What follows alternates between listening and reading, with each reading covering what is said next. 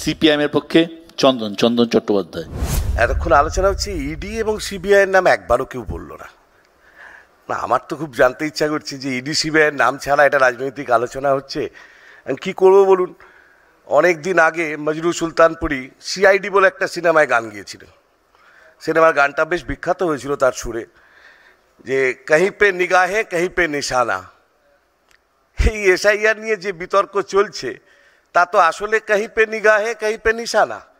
কেন বলছি এ কথা, সেটা আপনারা নিশ্চয়ই এতক্ষণ আলোচনা থেকে বুঝতে পেরেছেন যে যারা চাইছে এসআইআর হোক আর যারা চাইছে না এসআইআর না হোক, এই দুজনেই কিন্তু একটা ব্যাপারে একমত যে স্বচ্ছ ভোটার তালিকা থাকুক।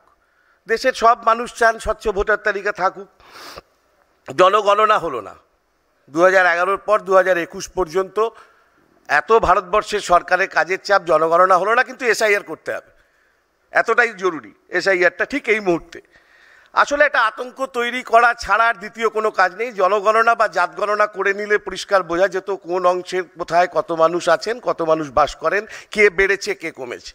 বাজার থেকে আওয়াজ তোলার জন্য 1 করোড় হো গেয়া, বাহার সে ঘুষপেটিয়া আ গেয়া, এগুলো চালাতে চালাতে কারা চালাচ্ছেন? দেশের স্বরাষ্ট্রমন্ত্রী 10 তারিখের অক্টোবরে দৈনিক জাগরণের অনুষ্ঠান দিল্লিতে, তাতে দাঁড়িয়ে বলছেন স্বরাষ্ট্রমন্ত্রী দেশের, এটা যদি অন্য কোনো বিজেপির প্রতিনিধি বলতেন এতটা নয়, স্বরাষ্ট্রমন্ত্রী বলছেন দেশে মুসলমানের জনসংখ্যা বেড়ে যাচ্ছে। আমার গানটা কি ভুল? মজনু সুলতানপুরীর কথা, নিগাহে কहीं और है নিশানা कहीं और है। ফলে আসল কথা হচ্ছে এর আগেও এসআইআর হয়েছে, এসআইআর নিয়ে এত ভাবনা চিন্তার বা এত জটিল করার কোনো ব্যাপার নয়। এসআইআর তো 2002 সালে হয়েছে, ঠিকই তো, কিন্তু প্রত্যেককে একটা করে ইনুমিনেশন ফর্ম দেওয়া হয়নি যে আপনাকে ফিল আপ করতে হবে। এসআইআর আগে হয়েছে, হওয়ার পর তাতে 28 লক্ষ নাম বাদও গেছে। ক্যাচালটা আরম্ভ হলো 2003 সালে। ছাগলকে যেমন ভাঙা বেড়া একবার দেখালে বিপদ, ঠিক 2003 সালে পার্লামেন্টে অটল বিহারী বাজপেয়ীর মন্ত্রিসভা, মাসিমা মালপো খাবু, তখন নতুন আইন এলো, নাগরিকত্ব সংশোধন আইন। এই আইনের সময় তো আজকের মাননীয় মুখ্যমন্ত্রী, ঋতব্রতর মুখ্যমন্ত্রী, আমারও মুখ্যমন্ত্রী সেদিনকে গালিয়ে বলে এলেন যে 1 করোড় ঘুষপেটিয়া ঘুষেছে, এখন নিন সামলান ঠেলা। এখন 1987 সেই আইনেই বলা আছে 1987 সালের পর যারা ভারতবর্ষে এসছেন তারা ভারতের নাগরিক নন। এখন ইলেকশন কমিশন এসে বলছে, কারণ মোদিজি তো আবার আগে চলে, 1984 সালের পর যারা এসছে তারা এখন কাগজ দেখাও। এখন খুঁজতে থাকুন তারা 2002-এর ভোটার লিস্ট, তার বাবা কোথায় ছিলেন, কাকা কোথায় ছিলেন, বাড়ি কোথায় ছিলেন, ভাড়া বাড়ি কোথায় ছিলেন, কোন জেলায় ছিলেন, খুঁজতে পারুন। গোটা দেশকে দাঁড় করিয়ে দিল একটা আতঙ্কের মধ্যে। কারণ মোদিজির নাম লাইন বাবা। মোদিজি আজ আসার পর থেকে আজ পর্যন্ত লাইনে দাঁড় করানো ছাড়া জনগণকে কি করেছেন? প্রথমে ভোটের জন্য, নোটবন্দির জন্য লাইনে দাঁড়ান, তারপর আধার কার্ডের জন্য লাইনে দাঁড়ান, তারপর আধারকে প্যানের সঙ্গে লোক যোগ করার জন্য লাইনে দাঁড়ান, তারপর প্যানকে অন্যান্য কার্ডের সঙ্গে যোগ করার জন্য। আজকের খবরের কাগজেও মোদিজি বলেছেন 19 টাকা 57 পয়সা ভাই ও বহনো আপকো খাতা মে ডাইরেক্ট আসবে। কি করে? আপনি যদি প্যানের সঙ্গে আধার, ব্যাংকের সঙ্গে আধারকে না লিঙ্ক করে থাকেন, তাহলে এলপিজি সাবসিডি বন্ধ। তাহলে এত জরুরি একটা ডকুমেন্ট, আর সেই আধার কার্ডটাকে বাইরে বার করে রাখলেন গোটা ভারতবর্ষে যখন এসআইআর করতে যাবেন। আর যা বললেন বিজেপির প্রতিনিধি, আমার শুনে খুব হাসি পাচ্ছিল। অনেকে যারা সিগারেট খান গায়ে লেখা থাকে সিগারেট খাওয়া স্বাস্থ্যের পক্ষে ক্ষতিকর, আধার কার্ডে বোধহয় ওই রকমই একটা লেখা আছে যে এটা ভারতবর্ষের কোনো পরিচয়পত্র নয়। এখন বিপদ হচ্ছে যে সত্যি তো এত কথা বললো, তো কারণ তো একটাই, বিজেপির এটা করার কারণ হচ্ছে ভয় দেখাচ্ছে মুসলমানকে, কিন্তু আসলে ক্ষতি করছে ভারতের হিন্দুদের। বাংলাদেশ থেকে যারা শরণার্থী হয়ে এসছিলেন ভারতবর্ষে, তাদের একটা বড় অংশ হচ্ছে মতুয়া নমশুদ্ধ সম্প্রদায়ের মানুষ।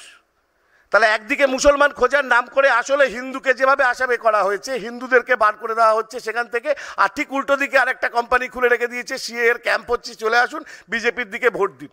ঠিক একই রকমভাবে টিএমসিও, তারা কিছুতেই কেন যে মৃত ভোটারের প্রতি এত দরদ বোঝা যায় না। প্রতি বছর কি দ্বিজেন মুখোপাধ্যায়ের মতো শিল্পীর পক্ষে আসা সম্ভব?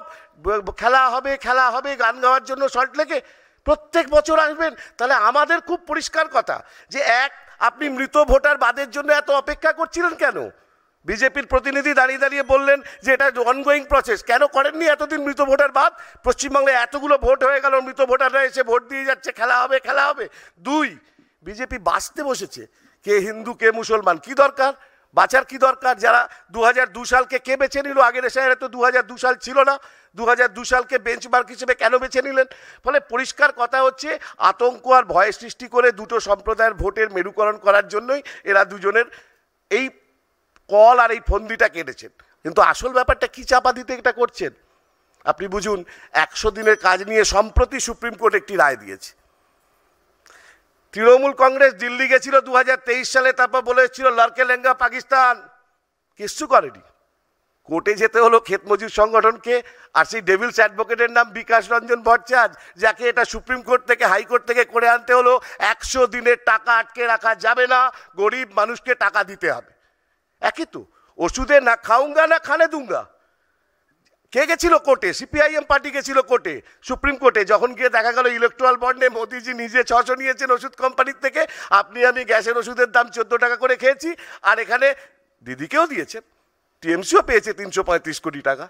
ফলে কি সুন্দর, কোর্টে যাওয়ার পর সুপ্রিম কোর্ট থেকে যখন বেরোলো, সুর করে 18% জিএসটিটা ওষুধের কমে এলো।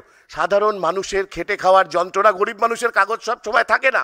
তাহলে গরিবকে, কাগজ যার নেই, গরিবকে ভোটার লিস্ট থেকে বাদ দাও, গরিবের ভোটার লিস্ট থেকে বাদ দাও। গরিব মানুষের জীবনের যন্ত্রণার কথা যাতে পার্লামেন্টে হোক, বিধানসভায় হোক, পঞ্চায়েতে হোক কেউ বলতে না পারে, তার পরিকল্পনা করে এই দুজন তৃণমূল এবং বিজেপি পাড়ায় মাঝে মাঝে মস্তানি হলে বা রাগারাগি হলে একে অপরকে বলে হাতটা ছেড়ে দে আমি দেখে নিচ্ছি, হাতটা ছেড়ে দে আমি দেখে নিচ্ছি, তাই করছে।